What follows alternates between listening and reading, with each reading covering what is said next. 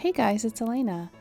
Today I wanted to do a acrylic pour painting tutorial in Procreate on a dark background, and we will be doing a very simple and easy swipe technique using my acrylic pour brushes for Procreate, which are available for purchase at the link that you see on the screen. And I hope that you enjoy the tutorial, and let's go ahead and get started. Let's open up a canvas that is 3000 by 2000 pixels, and we will change the background color by tapping where it says background color, and we can go all the way down to black on the value tab by just moving this down, or you can double tap by the black on the wheel. And if you want to have just a little bit of color in it, you can choose a darkish color like this green, and then bring the black down quite far so that you just have a tiny bit of green in that black background, or you can just have it pure black. It's completely up to you. And what we're going to be doing today is just adding a couple of colors onto the screen and then swiping them and trying to just play around with the swipe brushes to see what we can come up with. So in order to add the colors onto the screen, I'm just going to choose one of my fluid pour brushes. I'll use fluid pour number 6, and with my fluid acrylic dark palette selected, I'm just going to add a couple of colors to the screen. So I'll go with some green,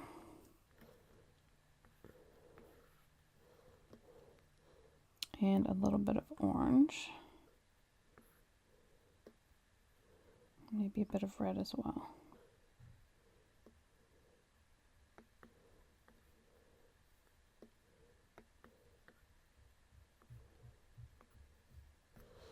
And having added some colors, you can, I'll do in another tutorial, I'll show you how to just use these brushes to create a piece in and of itself. But we're actually just going to mess around with this now by using the Swipe with Cells brushes. So I'm going to select number 5 to begin with, and I might just swap around with some different ones as we go. So I'm going to just pick a color and sort of drag it outward and keep doing that. So we get some interesting cell formations here.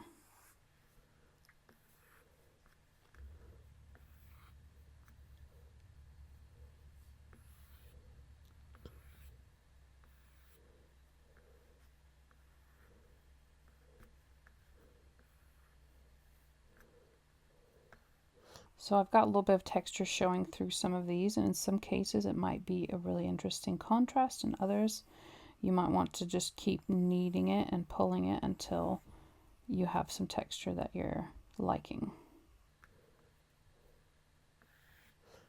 I actually like that texture in that cell, so I'm keeping that.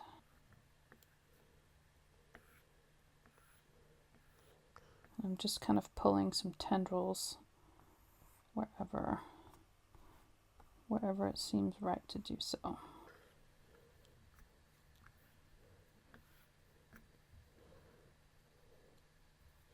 So once everything is pulled out in a way that you are happy with, you can also go back in with these cell brushes, which will then create some cells that have color, rather than when you're pulling out you have cells that are the color of the background. If you're pulling back in again, you can have cells that are the color that was underneath. So it's interesting to try pulling in different directions and see what you come up with.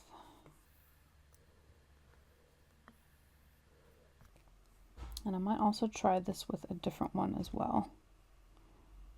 I think I'll go to number 4 and just continue in order to get a couple of different cell patterns.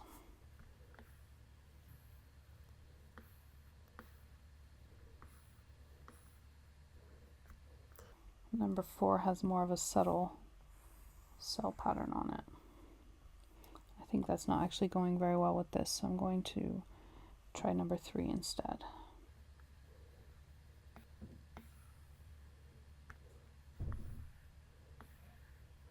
So doing in this direction, it's almost like you're just uncovering the cells as if they were already there in the background.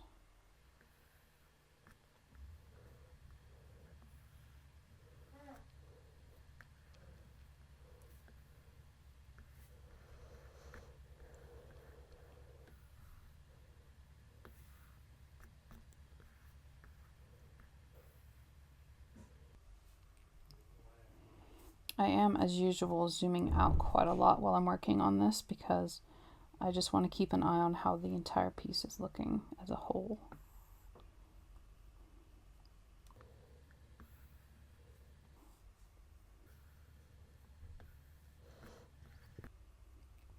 I am liking how this is looking, and I think I will take it a bit further by using the smudge tool and choosing the Dynamic Cells number 3 brush under the smudge tool so that it will drag some colors in. So wherever I start, that's a bit too much. Wherever I start the stroke, it's pulling color from that area.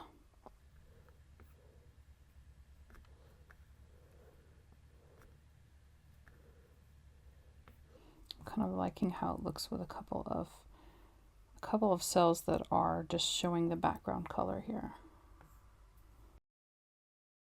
That's a bit too much. I think I'll switch my brush to the blowtorch, which has smaller cells. Do a little bit of that as well.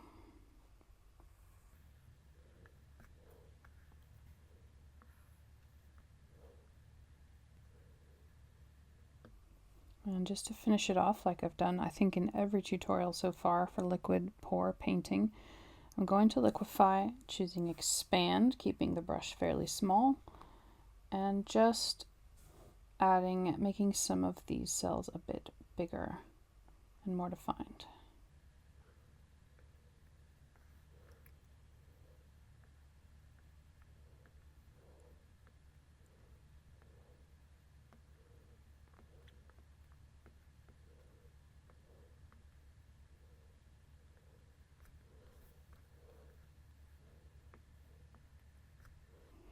I'm really happy with how most of these cells are looking, so I'm just going to leave them alone for the most part. Just some of these areas where I've been swiping, if I've sort of swiped a cell away, like here, I'll just give that a bit more shape again.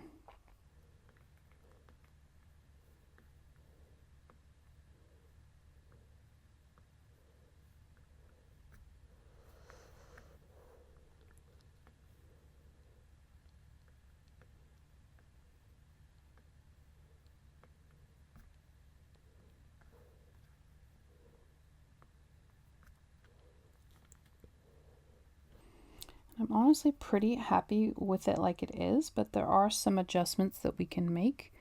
So before making any color adjustments, I'm just going to duplicate this. And honestly, that is actually a great adjustment if you want it to stand out quite a lot more than what it is. You can always duplicate your layers and add more, or you can change the blend mode if you want, where it says N. You can choose some different blend modes for this extra color that might add some different effects. Like color dodge can add some brighter colors, as add can also do. You can add vivid light or linear light that kind of changes the colors.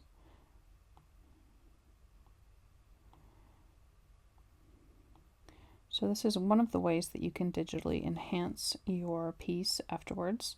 Or if we just wanted to turn off the bottom layer and work on this layer, you can also go to adjustments, and we've got a couple of different things you can use. You've got your hue, saturation, and brightness. You can change the colors by just doing the hue slider, like purple and green. You can make the saturation more, which means that the colors are brighter. And then you can change the actual brightness up to where it's almost invisible to see the colors, or you can take it down, which doesn't work very well with black background, of course. But you can mess around with your piece with this. So some other things that you can do is gradient map. And there's a lot of gradients already available in Procreate where you can use these colors in your piece, and you can also make your own. So that is another way that you can mess around with this. So there's the original, and then here is the color adjusted one that I had done with the hue, saturation, and brightness. So that is one thing that you can do. And you could also add metallics to this. I think for me, I would want to keep it just how it is, to be honest. I don't think it needs metallics, but that's another thing that you can do. So anyway, I hope that this was helpful. I just wanted to show you a couple of different things you can do in the post-editing kind of process. And I hope that you liked the video. I hope that this was helpful. And if you have any questions or comments, be sure and let me know. And thank you so much for watching. I will see you next time.